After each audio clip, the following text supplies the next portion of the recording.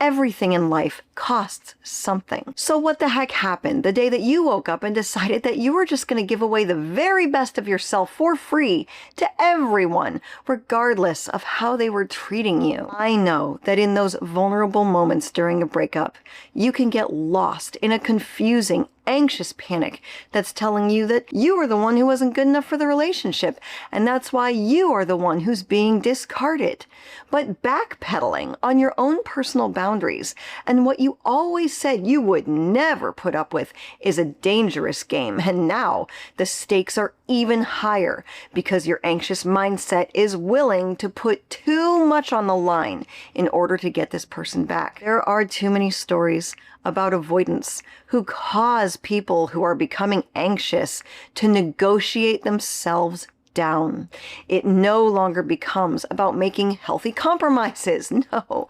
Now you're negotiating things like your self-respect and your dignity in order to save the relationship. It is like making a deal with the devil. You will do anything to get what you want right now. But in the big picture, you are going to regret making that deal because, hey, maybe you got a semblance of the relationship back, but now they can pull whatever BS they want, and they do not have to take your feelings into consideration when it comes to the future of their decision-making process. And if you're not careful, you can begin to lower the price of your best qualities in an attempt to regain the attention of someone who, yes, right now I know you want them in your life, but how low are you willing to go when it comes to compromising everything about yourself?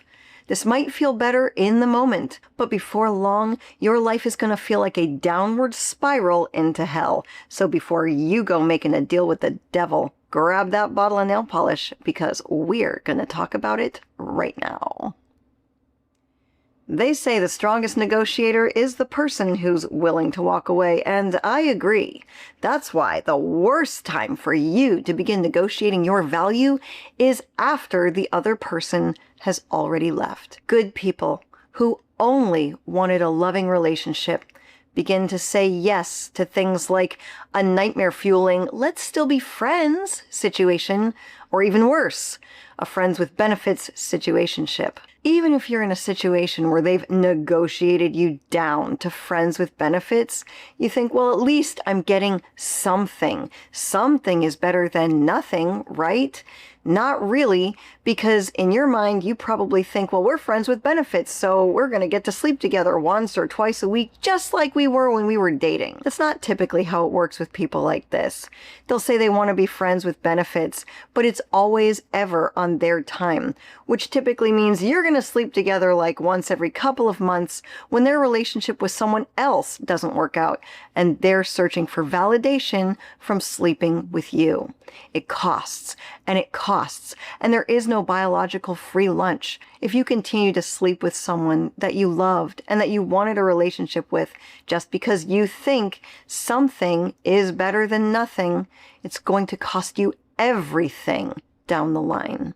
The bedroom bonds us. You're going to stay attached to someone who doesn't appreciate you for all of the wonderful person that you are. And it's going to cost you your precious emotional bandwidth that would keep you open to a new person in the future. Someone who actually wants to go to dinner or go to the movies or celebrate your birthday. Not just someone who has downgraded you to the bedroom. Yeah, the bedroom's a lot of fun. But over time, it's only going to be fun for them. This is a deal with the devil. Feels good right now.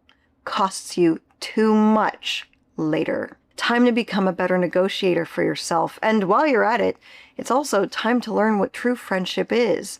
Don't let anyone, whether it be a friend or a romantic interest, use you to fill in the gaps of their schedule simply because they don't feel like being alone, even though they also don't feel like taking on the responsibility of a relationship.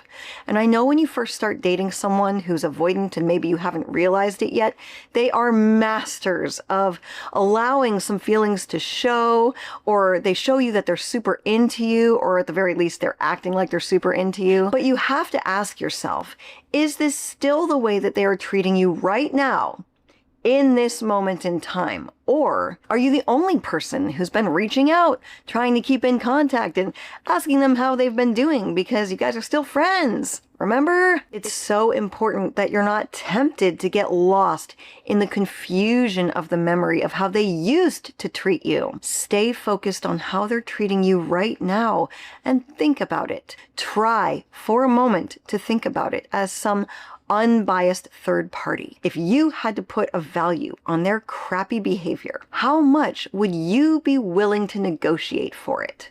Would you be willing to pay with a year of your life and just give it on over to someone who can't even text you and ask you how your day is going? Are you willing to sleep with someone who gets cold afterwards and pulls away for 2 weeks at a time? You are getting a raw deal. And the problem is, your avoidant will always have it all over you because they have no problem walking away. And that's when your value begins to hit the floor because they've convinced themselves that they don't need anybody, which isn't true. And trust me, people who don't care what they stand to lose, they're not going to be the winners in the end. The only right way to negotiate your value after a breakup has already happened is through remaining strong and silent in no contact.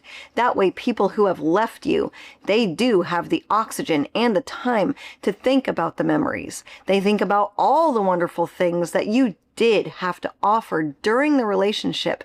And a lot of times in my videos, I tell you that these things like boundaries and letting people go and standing up for ourselves, these are all practices. And maybe we start with people that we're not so emotionally fueled over.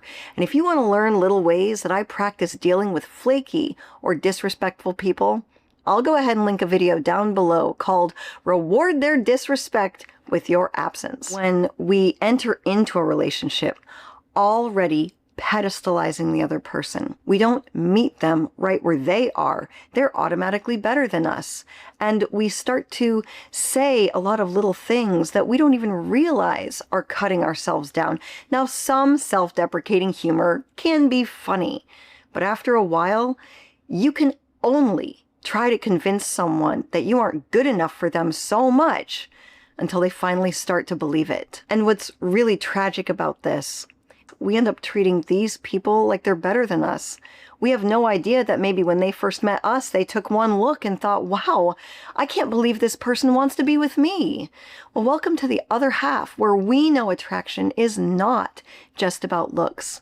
We also need to take care of the inner half, because even though healthy relationships do involve compromise, you never want to begin to negotiate yourself down after the other person has already showed you the coward that they really are and they've left.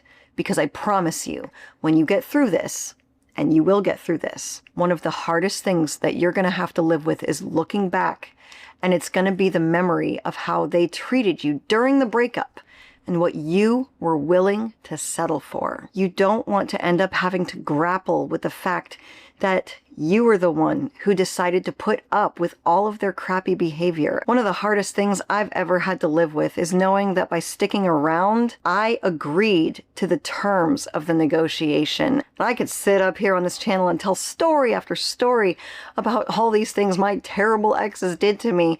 But the hardest thing for me to live with is that I put up with their terrible behavior for far too long.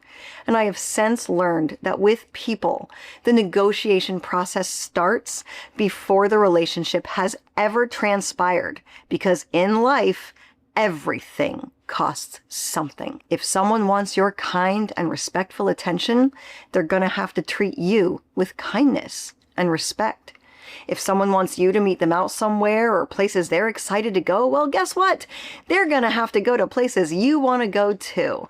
And if they want to continue sleeping with you, well, I guess they're going to have to be your actual boyfriend or girlfriend publicly. So before you go getting anxious and making a deal with the devil, just calm down, take a deep breath, and wait a red hot minute.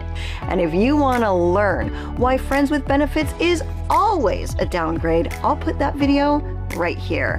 My name is Maria Adriana. You did not have to live my life, but I certainly hope you can learn something from it. As always, thank you for visiting The Other Half.